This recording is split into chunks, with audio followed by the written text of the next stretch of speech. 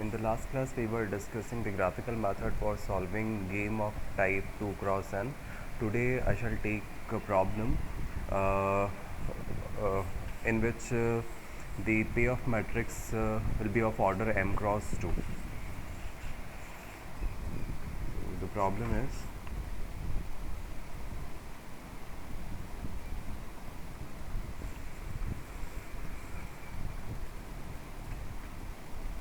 solve the game graphically.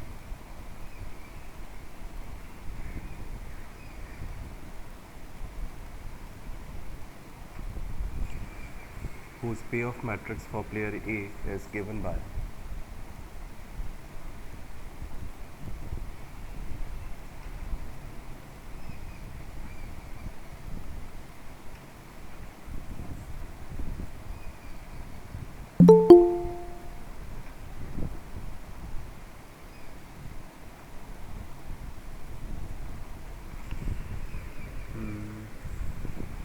this is m cross 2 type game, 4 cross 2 type game. We have 4 rows and 2 columns.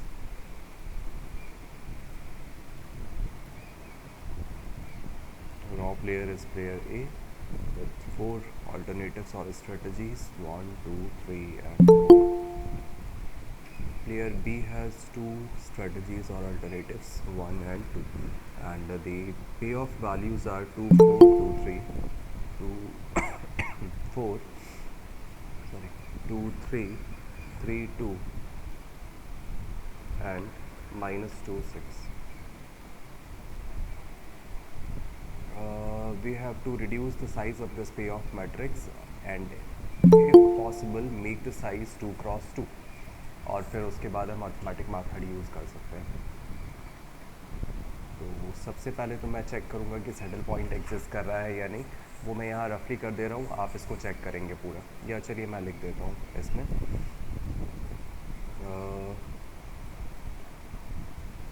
This is the payoff matrix with entries 2, 4, 2, 3, 3, 2, minus 2, 6, 1, 2, 3, 4, 1 and 2.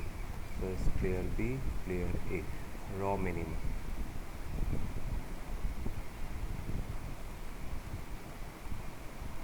Are 2, 2, 2 and minus 2 and maximum.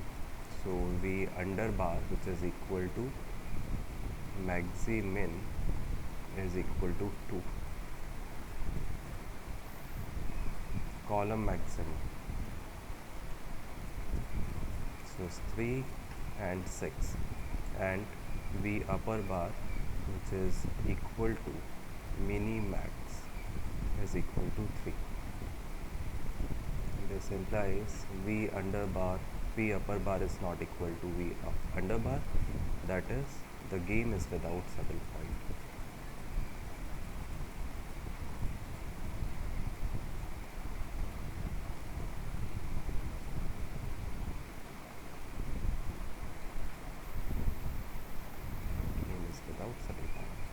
In order to solve the game, we have to reduce its size by either by dominance property or by graphical method. तो dominance property यदि मैं यहाँ पर use करता हूँ तो check करते हैं. बड़ी रॉ रखनी है और छोटी रॉ से मीनिंग है वो रॉ जिसकी एंट्रीज छोटी हैं उसको डोमिनेट कर देना है, मतलब उसको यहाँ से डिलीट कर देना है, तो कोई फ़र्क नहीं पड़ेगा. तो यदि मैं फर्स्ट सेकेंड रॉ को कंपेयर करूँ तो फर्स्ट सेकेंड रॉ में हम देख रहे हैं कि first row is superior, first strategy superior than the second, तो सेकेंड रॉ यहाँ से हटाया जा सकता है. ठीक है, इसी तरह से और कंपैरिजन करके देखो. यदि मैं यहाँ सेकेंड रॉ हट गया, फर्स्ट और थर्ड को कंपेयर करूँ तो साइन रिवर्ट हो रहा है, पॉसिबल नहीं है. यदि मैं फर्स्ट और फोर्थ को कंपेयर करूँ तो भी पॉसिबल नहीं है, और यदि मैं थर्ड और फोर्थ को कंपेयर करता हूँ तो भी पॉसिबल नहीं है. तो यहाँ मैं जनरलाइज डोमिनेंस प्रॉपर्टी यूज़ कर सकता हूँ, मतलब मैं एवरेज लेकर के भी सॉल्व कर सकता हूँ. लेकिन फ़िलहाल क्वेश्चन में कहा है कि ग्राफिकल मेथड से सॉल्व करना है, तो पहले मैं इसको ग्राफिकल मेथड से सॉल्व कर लेता हूँ.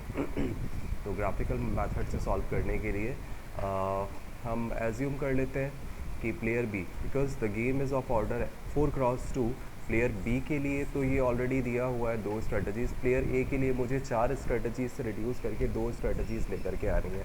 तो 2 स्ट्रेटजीज़ लेकर के आनी है, तो इसलिए मैं क्या करने वाला हूँ, प्लेयर ए की डिफरेंट स्ट्रेटजीज़, प्योर स्ट्रेटजीज़ के लिए प्लेयर बी का एक्सपेक्टेड पे ऑफ, मतलब एक्सपेक्टेड लॉस कितना होता है वो कैलकुलेट करूँगा। तो इसके लिए मैं प्लेयर बी की स्ट्रेटजीज़ का प्रोबेबिलिटी मान लेता हूँ y1 and 1 minus y1. Let player B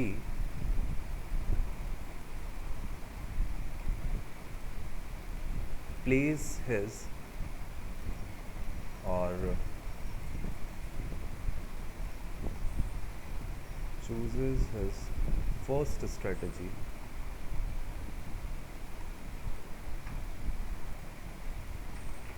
with probability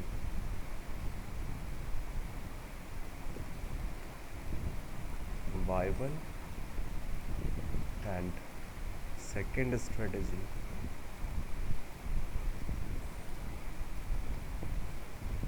with probability 1 minus y1. Now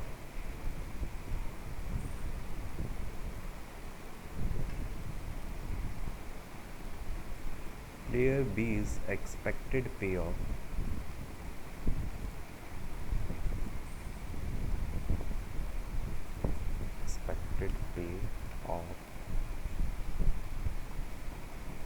when player A goes with pure strategies.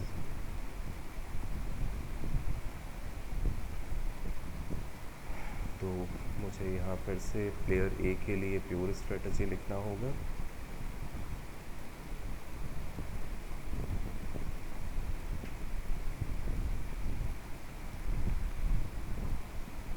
B is expected loss or expected payoff.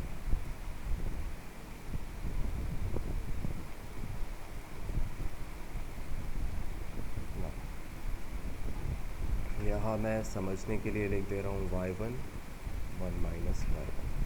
If player A plays his first strategy as a pure strategy, in that case B's expected payoff is 2 into y1 plus 4 into 1 minus y1, right? So if A goes with first strategy as a pure strategy, then expected payoff of player B is 2 into y1 plus 4 into 1 minus y1. इसको simplify करके लिख लो, इसका size मैं change कर देता हूँ, ये ठीक है. This is equal to 4 minus 2y1, right? If player A goes with second strategy as a pure strategy, in that case expected payoff of B is 2y1 plus 3 into 1 minus y1. 2y1 plus 3 into 1 minus y1.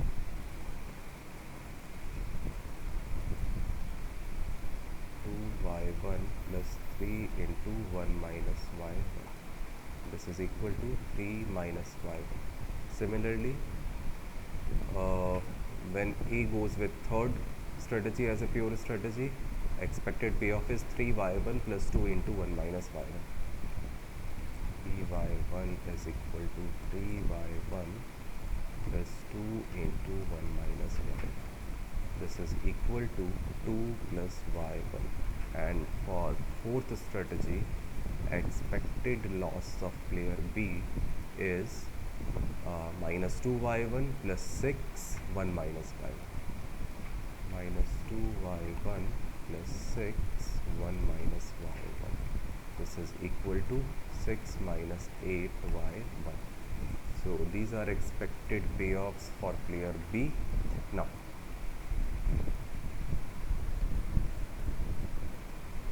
I'm going to use a graphical method. For this I have to draw two vertical lines. थोड़ा सा scale पता चल जाता तो ज़्यादा सही रहता. यहाँ मैं स्केल देख लेता हूँ पहले. ज़ीरो पर ये y1 ज़ीरो और y1 1, दो ही वैल्यूज़ हैं। ज़ीरो पर 4, 1 पर 2, ज़ीरो पे 3, 1 पे 2, देन ठीक है, ज़ीरो पर 2 और 1 पर 3, और ज़ीरो पर 6 और 1 पर -2। तो मुझे स्केल चाहिए -2 से लेकर के +6 तक। ठीक है, इतने में तो हो जाएगा।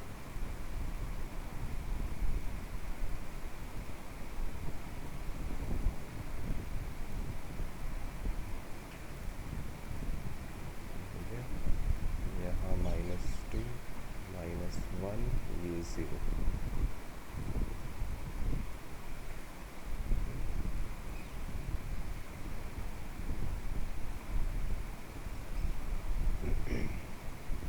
Zero, 1, 2, 3, 4, 5 and 6. Similarly, 6, 5, 4, 3, 2, 1, 0, -1, -2. This vertical line is for y1 is equal to 0. कुछ भी मान सकते हैं, 1 भी ले सकते हैं यहाँ पर, and this is for y1 is equal to 1. Now y1 is equals to 0 पर 4 है और y1 इज़ इक्वल्स टू 1 पर 2 है, तो ये 4 से 2 को ज्वाइन कर रहा है। तो ये मेरा 4 था और ये था 1 पर 2, इन दोनों को ज्वाइन कर देना।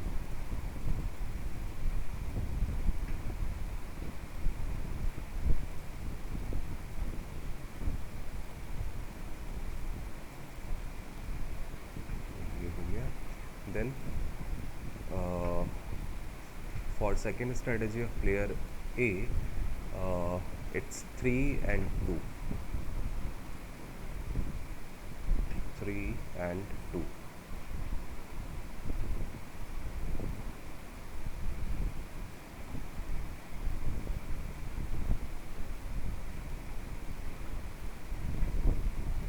ये हुआ।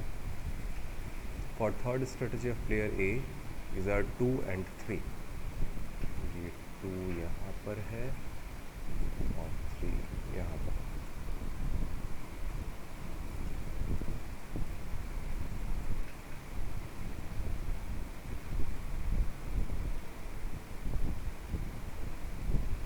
ज्वाइन कर दिया। और फोर्थ स्ट्रेटजी के लिए है 6 and -2,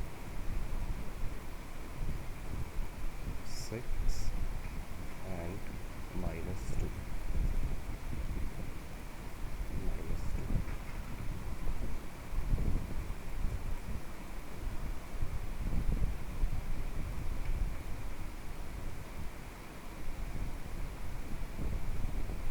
इन दोनों को ज्वाइन कर दिया।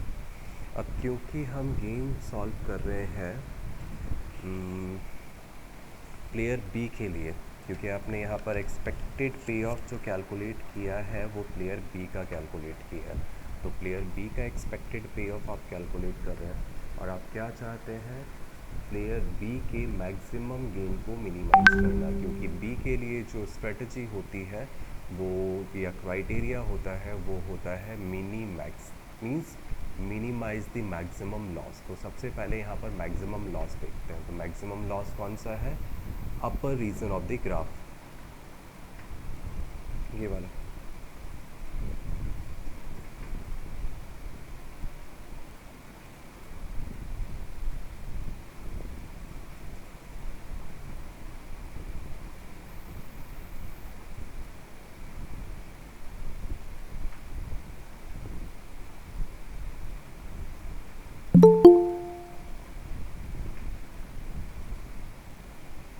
ये हो गया मेरा मिनी मैक्स का मैक्सिमम रीज़न और अपर रीज़न और अपर बाउंड्री ऑफ द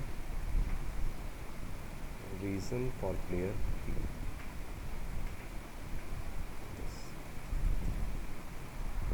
अब इसमें से कह रहा है कि हमको मिनिमम लेना है, तो मैक्सिमम एरिया का मिनिमम पॉइंट, मैक्सिमम एरिया का या अपर रीजन का मिनिमम पॉइंट कौन सा दिख रहा है, मुझे कॉर्नर पॉइंट्स यहाँ पे दिखाई दे रहे हैं, जिसमें से ये वाला जो पॉइंट है ये है mini max, that means upper area का लोएस्ट पॉइंट और लीस्ट पॉइंट ये आ गया। किसके करस्पॉन्डिंग आ रहा है ये?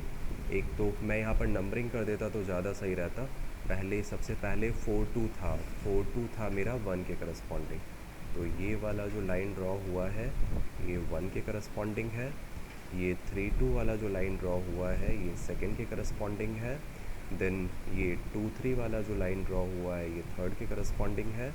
और ये 6 - 2 वाला फोर्थ के करस्पॉन्डिंग है। तो मुझे जो मैक्सिमम पॉइंट मिल रहा है वो मिल रहा है intersection of first and third. The minimax point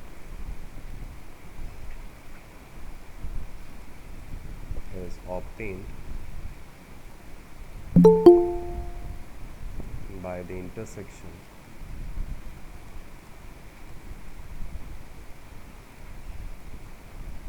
of first and third. So the reduced payoff matrix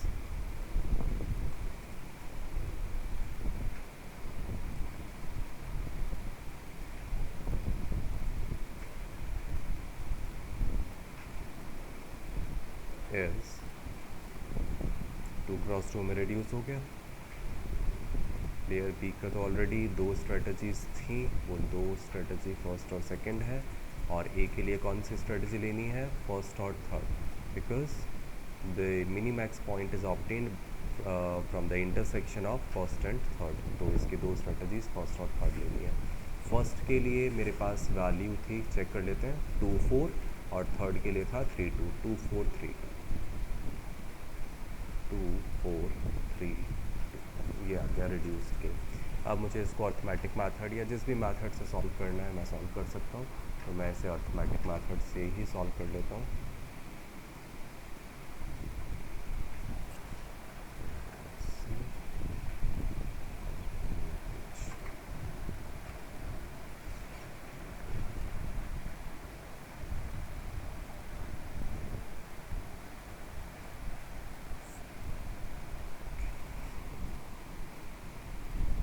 Now solution of reduced game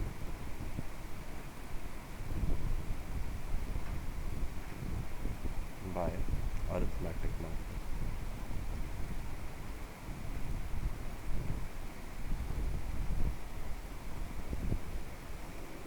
Oddments,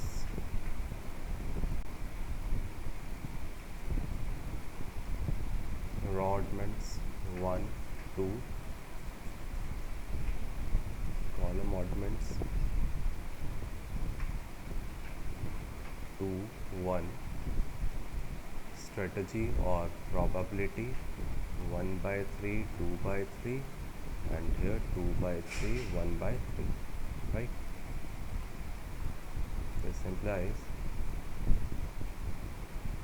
optimal strategy for player A is first strategy with probability 1/3, second is not present so probability is 0, third with 2/3, and fourth is not present so probability is 0. Similarly, optimal strategy for player B is 2/3 1/3, and value of the game V is equal to game to player A is equal to, कहीं से भी solve कर सकते हो, first column से solve कर रहे हैं तो 2 × 1/3 प्लस 3 × 2/3, ठीक है। 2 × 1/3 प्लस 3 × 2/3, सेकेंड से भी कर सकते हो, 4 × 1/3 प्लस 2 × 2/3, एक ही आएगा, तो ये हो गया 8/3। वैल्यू ऑफ द गेम और game to player A is 8/3 and loss to player B is 8/3 और gain to player B is -8/3, ठीक है। इसमें कोई प्रॉब्लम है तो आप पूछ लीजिए। सर ये कभी इंटरसेक्शन पॉइंट अगर दो लाइनों की जगह अगर तीन लाइनों से मिल बन जाए तो फिर कैसे निकालें? तो आपको अल्टरनेटिव सॉल्यूशन मिलेगा। आप कोई भी दो दो की पेयरिंग करके वहाँ से सॉल्यूशन निकाल सकते हैं। तो तीन लाइंस के intersection, that means if lines are concurrent, in that case we choose any two lines. तो हमारे पास कितने ऑप्शंस हो जाएंगे? तीन ऑप्शंस। फर्स्ट सेकंड लाइन ले लें, फर्स्ट थर्ड लाइन ले लें और सेकंड थर्ड लाइन ले लें। अल्टरनेटिव सॉल्यूशन मिलेंगे और गेम की वैल्यू जो है वो सेम आएगी। ठीक है सर। ओके, तो हम डोमिनेंस प्रॉपर्टी पढ़ रहे थे। डोमिनेंस प्रॉपर्टी के ऊपर एक थ्योरम है, वो हमने स्किप कर दिया था। जैसे डोमिनेंस प्रॉपर्टी में हमने कहा कि सुपीरियर स्ट्रेटजी जो है वो इंफीरियर को डोमिनेट करेगा। इसका मतलब ये था कि यदि मैं इंफीरियर स्ट्रेटजी को टेबल में से, पे ऑफ मैट्रिक्स में से डिलीट कर दूँ तो गेम की वैल्यू पे कोई फ़र्क नहीं पड़ता है। तो ये मैथमेटिकल प्रूफ है हमारे पास कि यदि हमारे पास इंफीरियर स्ट्रेटजी को डिलीट किया जाए पे ऑफ मैट्रिक्स में से तो गेम की वैल्यू पे कोई इफेक्ट नहीं आता है।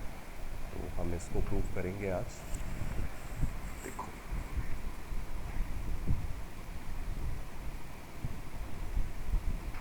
थ्योरम है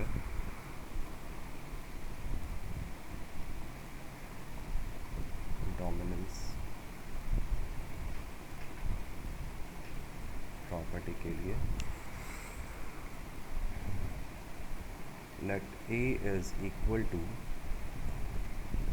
Vij be the payoff matrix of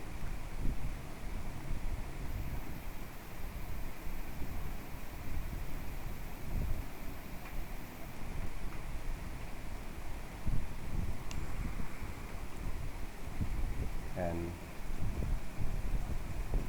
M cross N rectangular game.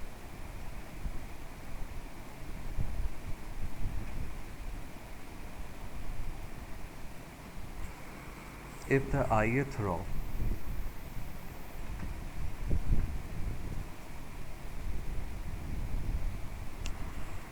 of A is dominated by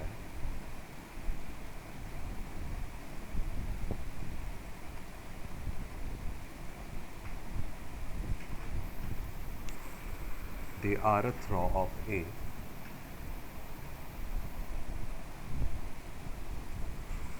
then the deletion of ith row of A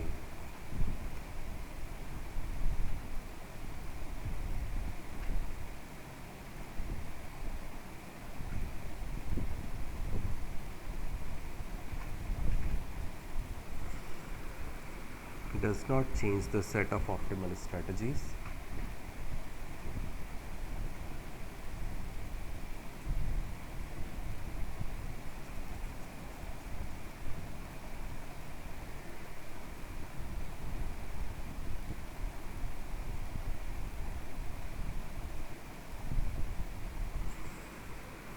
for the raw player.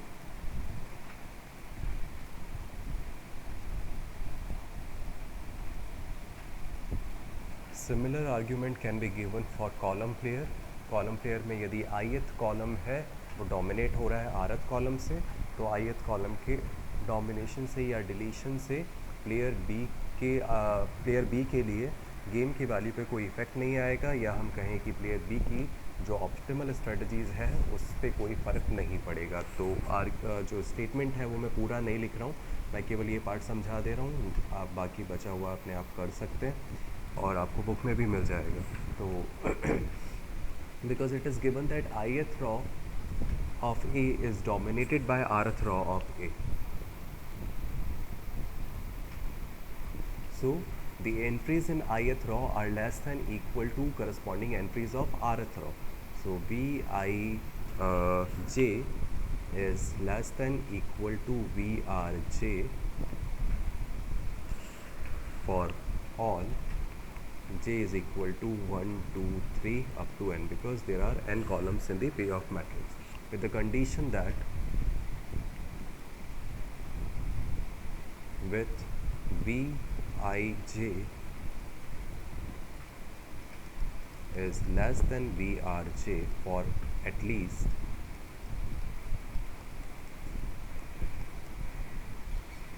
One J, क्योंकि ये कह रहा है superior inferior की बात, dominate हो रहा है ith रॉ, तो डोमिनेट हो रहा है इसका मतलब इन्फीरियर है। इन्फीरियर के लिए आपको बताया था कि कम से कम एक एंट्री जो है वो स्ट्रिक्ट इनइक्वलिटी के साथ में होना चाहिए था। तो एक एंट्री चेंज कैसे कर रहे हैं, कॉलम चेंज करके, तो कम से कम एक जे ऐसा होना चाहिए जिसके लिए V I J less than होगा वी आर जे। ठीक है, let y star is equal to y1 y2 yn be the optimal strategy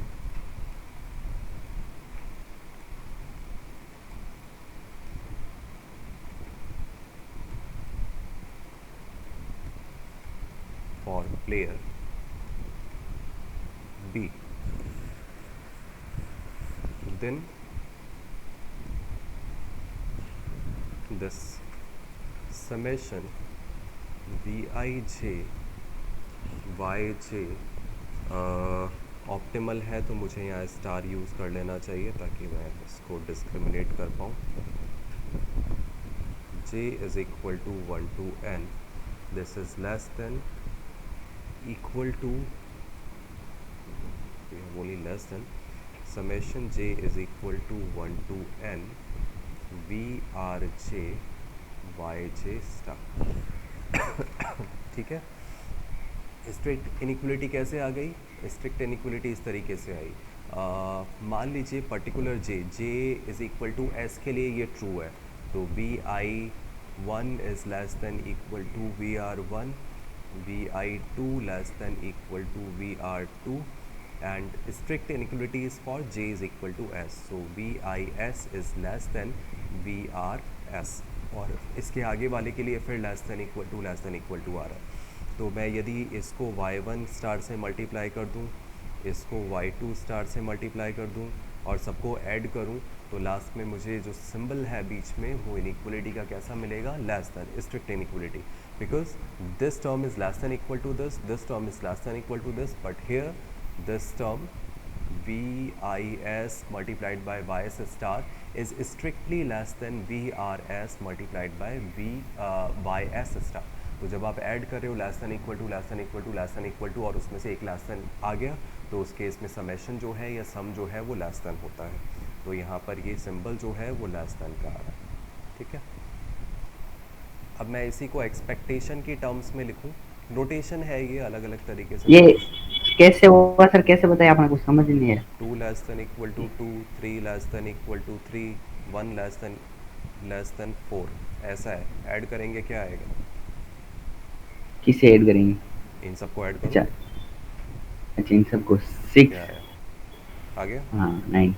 तो हाँ सब में लेस दैन इक्वल टू है और एक में भी लेस दैन है, स्ट्रिक्ट इनइक्वलिटी है, तो ऐड करते हैं तो स्ट्रिक्ट इनइक्वलिटी आता है। ठीक है, हाँ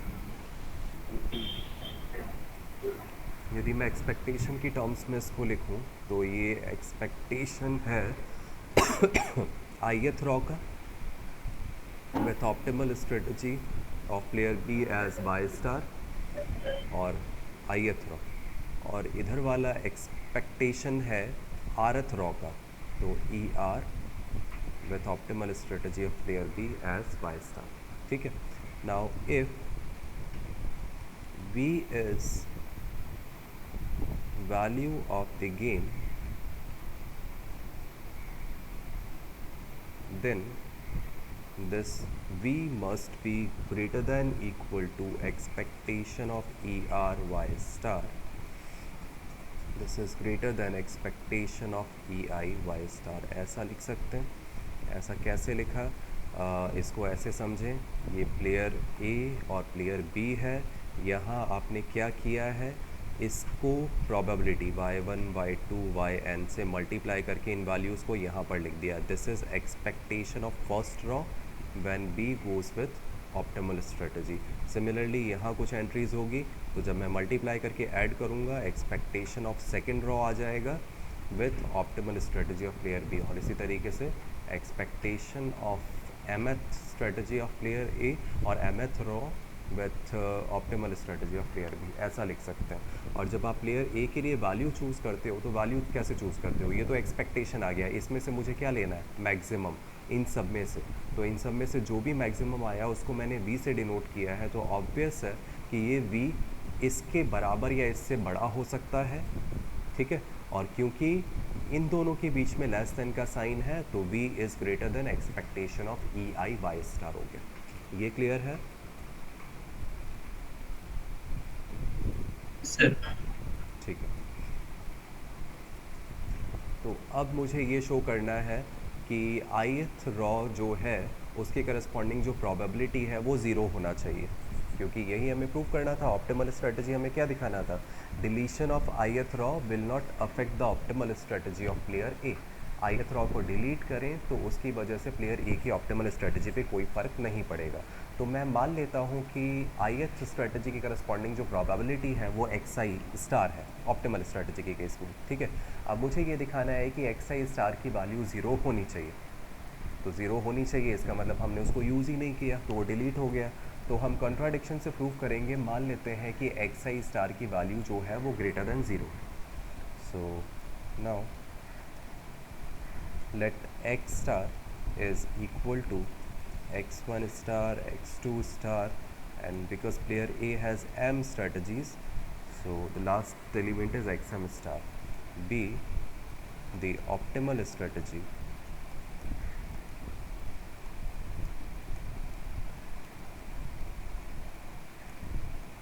for player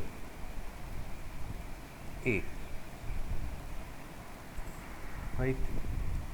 And suppose that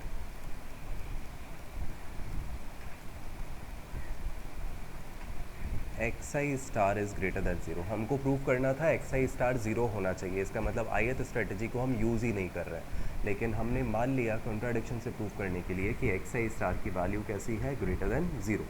अब मैं यहाँ पर इसको यूज़ कर रहा हूँ, xi स्टार से दोनों एक्सप्रेशंस को मल्टीप्लाई करता हूँ। Now this xi star multiplied by v is greater than xi star multiplied by expectation of ith raw with optimal strategy of player B।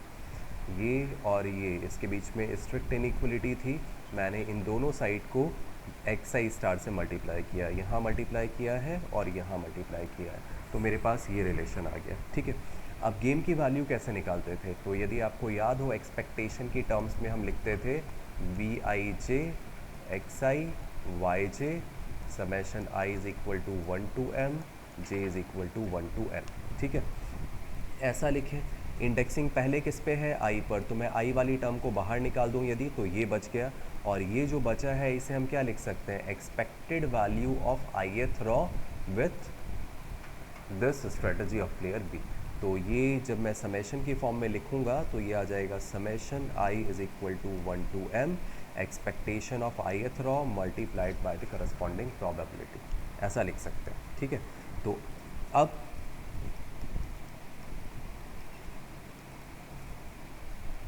Value of the game is v and this can be written as expectation of x star y star. ये आपको बताया था, ये mix strategies के case में value of the game इस तरीके से होता है जिसे हम स्ट्रेटजिक सैडल पॉइंट कहते थे, ये डिफ़ाइन कर चुके हैं हम। This is equal to summation I is equal to 1 to m, जैसा अभी मैंने थोड़ी देर पहले नीचे लिखा, xi star multiplied by the expected value of ith raw when b goes with the strategy y star, ठीक है। अब इसमें से मैंने दोनों एक्सप्रेशंस अलग अलग कर लिए, मतलब r वाला अलग कर दिया, बाकी सारे अलग कर दिए। तो समेशन से r अलग किया, xr star multiplied by E R Y star plus summation i is equal to 1 to m but i is not equal to r, r वाला एक्सप्रेशन अलग कर लिया है, xi star multiplied by expectation of E I Y star, ठीक है। अब यहाँ से देखो इसके और v के बीच में क्या रिलेशन है? This value is less than equal to v, तो यदि मैं इससे यूज़ करूँ तो यहाँ less than equal to v आना चाहिए था, ठीक है।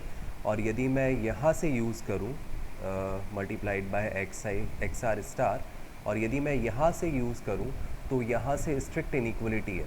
यहाँ आप देख रहे हैं v is greater than expectation of E I Y star. इसका मतलब ई आई वाई स्टार को यदि मैं v से रिप्लेस करूँ तो लेस देन का साइन आना चाहिए। तो मैं इस ई आई वाई स्टार को रिप्लेस करता हूँ v से, एक्स आई स्टार हो गया, i is equal to 1 to m हो गया, i is not equal to r हो गया, तो स्ट्रिक्ट इनइक्वलिटी आता है, तो ये लेस देन आ जाएगा। ठीक है, अब यदि मैं इन दोनों को फिर से मर्ज कर दूं, v थ्रू आउट कॉमन कर लूं, तो ये आ जाएगा i is equal to 1 to m X I star. और एक्स आई स्टार क्या था? प्रोबेबिलिटी। और जितनी भी स्ट्रेटजीज़ है सबको कुछ ना कुछ प्रोबेबिलिटी यदि आपने दी है, ज़ीरो दी चाहे नॉन ज़ीरो दी, उससे कोई फ़र्क नहीं पड़ता है। यदि मैं सबको ऐड करूं तो उस केस में वो 1 बन जाता है। So v into 1 which is equal to v। So what we are getting in left hand side we have v, now in middle there is less than sign, and in right hand side we have v, so v is less than v, which is a contradiction.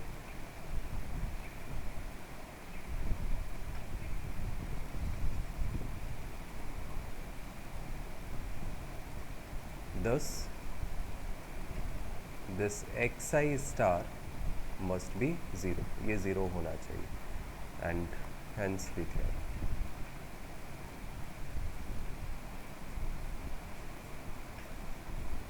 ठीक है, इसमें कोई doubt है तो आप पूछ लीजिए अभी।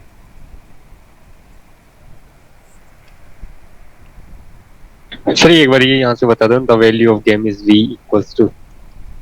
ठीक है, ये पे ऑफ है, v11 v12 v13 v21 v22 v23। Probability है y1 y2 x1 x2। Game की वैल्यू कैसे निकालते हो? गेम की वैल्यू निकालते हो v11 into x1 y1 plus v12 x1 y2 plus v21 x2 y1 plus v22 x2 y2। ये होता है expected value of the game. ये फॉर्मूला आपको पहले भी बताया था। और एक्स स्टार वाई स्टार जो आता है, ये कॉमा में लिखा है आपने, ये कहलाता है स्ट्रेटेजिक सैडल पॉइंट। यदि सैडल पॉइंट एग्जिस्ट नहीं कर रहा है तो उस केस में यदि हम मिक्स स्ट्रेटजी यूज़ करें तो हमारे पास गेम की वैल्यू एग्जिस्ट करेगी, जो कि थ्योरम में हम पहले पढ़ चुके हैं। और ऐसी वैल्यू जिस पॉइंट पे मिलती है, मतलब जिन प्रोबेबिलिटीज़ के करस्पॉन्डिंग मिलती है, वो प्रोबेबिलिटीज़ का जो सेट है वो कहलाता है स्ट्रेटेजिक सैडल पॉइंट। तो एक्स स्टार वाई स्टार जो है वो स्ट्रेटेजिक सैडल पॉइंट है, और यदि मैं इसका एक्सपेक्टेशन लूँ तो गेम की वैल्यू मुझे मिल जाती है। अभी जो क्वेश्चन हमने सॉल्व किए हैं उससे आप ये परफॉर्म करके देख सकते हैं। आप इसको करके देख लेना, गेम की वैल्यू ही मिलेगी x1 y1 multiplied by v11 plus x1 y2 multiplied by v12, और इस तरीके से। तो गेम की वैल्यू इस तरीके से कैलकुलेट की जाती है। वो शॉर्ट ट्रिक था कि आप केवल इसको इसके साथ और इसको इसके साथ मल्टीप्लाई कर लो, या इसको इसके साथ मल्टीप्लाई कर लो तो भी मिल जाता है, या फिर इसको और इसको मल्टीप्लाई करके ऐड कर लो तो मिल जाएगा, या फिर इसको और इसको, और इसी तरीके से y2 और v22 को मल्टीप्लाई करके ऐड करें तो भी गेम की वैल्यू मिल जाएगी। तो ये शॉर्ट ट्रिक था। वैसे गेम की वैल्यू होती है, ये फॉर्मूला है। तो मैंने यही यहाँ पर लिखा है। अब मैं y से तो मल्टीप्लाई कर चुका, मैं इसको कैसे लिखता? मैं इसको लिखता summation i is equal to 1 to m, j is equal to 1 to n, vi j x i y j। यही तरीका होता है। यदि मैं इसे एक्सपॉन्ड करूँगा तो मुझे ये मिल जाएगा। यदि मैं m और n दोनों को 2 कर दूँ तो उस केस में मुझे ये 4 टर्म्स मिल जाएगी। तो because the first summation, this summation is free from i, तो मैं इस xi को बाहर लिख सकता हूँ और ये एक्सप्रेशन आ गया। और अभी थोड़ी देर पहले हमने डिस्कस किया कि इसे हम लिख सकते हैं expectation of ith row with strategy Y star of player B. यहाँ पर मेंशन किया था, ये रहा। यदि मैं ऐसा लिखूँ तो इसे मैं expectation of ith row with strategy Y star of player B ऐसा लिख सकते हैं। तो मैंने यहाँ पर यही किया। मैंने यहाँ double summation V I J X I Y J लिखना था इस expectation of X star Y star की जगह। तो यदि मैं एक्स आई बाहर निकाल लूँ तो ये एक्सपेक्टेशन हो गया ith रॉ का when player B plays with strategy Y star. ये आया। इसको मैंने ब्रेक किया क्योंकि आई 1 to m वैरी हो रहा था, और r के लिए यहाँ पर थोड़ा सा रिलेशन अलग है। ये दिया हुआ है i के लिए ये है और r के लिए ये है, तो मैंने इसे ब्रेक कर लिया, rth टर्म बाहर निकाल लिया और 1 to m जिसमें r नहीं है वो यहाँ छोड़ दिया। अब xr से मल्टीप्लाई किया हुआ है, तो यदि मैं xr से मल्टीप्लाई करूँ तो यहाँ तो लेस देन इक्वल टू का रिलेशन है, तो इसके लिए less than equal to relation आता है, लेकिन i के लिए स्ट्रिक्ट इनइक्वलिटी है तो लेस देन का रिलेशन आता है। और जब आप दोनों को ऐड करते हो तो वो स्ट्रिक्ट इनइक्वलिटी लेस देन बन जाएगा। ठीक है, ये रिप्लेस हो गया v से, इसी तरीके से यहाँ पर ये रिप्लेस हो गया v से। और अब मैं दोबारा यदि दोनों टर्म्स को क्लब कर दूँ तो i 1 to m i is not equal to r था, और यहाँ i is equal to r वाला एक्सप्रेशन मिल गया। तो मैं इसे लिख सकता हूँ, v कॉमन कर लिया, summation i is equal to 1 to m x i star, and this is nothing but sum of probability, sum of probabilities is always 1, so v into 1 is equal to v। ठीक है। हाँ sir ठीक। तो इस तरीके से हमने देखा कि यदि हम इंफीरियर स्ट्रेटजी को पे ऑफ मैट्रिक्स में से डिलीट कर दें तो गेम की वैल्यू पे कोई इफ़ेक्ट नहीं आता है, जो हम यूज़ कर रहे थे लेकिन मैथमेटिकल प्रूफ हमने अभी तक नहीं पढ़ा था, तो वो आज हमने डिस्कस कर लिया। आज मैं इतना ही कराने वाला हूँ क्योंकि मेरी नेक्स्ट क्लास है, और डिफरेंशियल इक्वेशन की क्लास जो है वो अब अपने यूजुअल टाइम पे 2 बजे होती थी, शायद 2 बजे होगी, क्योंकि मेरी और क्लासेस स्टार्ट हो गई है। तो 9 बजे से मेरी क्लास है, 9 से 10, 10 से 11 शेड्यूल्ड है, तो मैं उस टाइम में क्लास नहीं ले पाऊँगा। और OR की क्लास भी अब हम जो टाइमिंग है टाइम टेबल में दिया हुआ उसी के अकॉर्डिंग लेंगे। ठीक है। यदि किसी को प्रॉब्लम होता है लाइव क्लास अटेंड करने में तो मैं इसका वीडियो शेयर कर देता हूँ, आप लोग वहाँ से देख सकते हैं, और कोई क्वेरी होगी तो आप व्हाट्सएप ग्रुप पे पूछ सकते हैं। मैं उसे भी रिकॉर्ड करके नेक्स्ट डे आप देख सकते हैं, मैं रिकॉर्ड करके अपलोड कर दूँगा। ठीक है।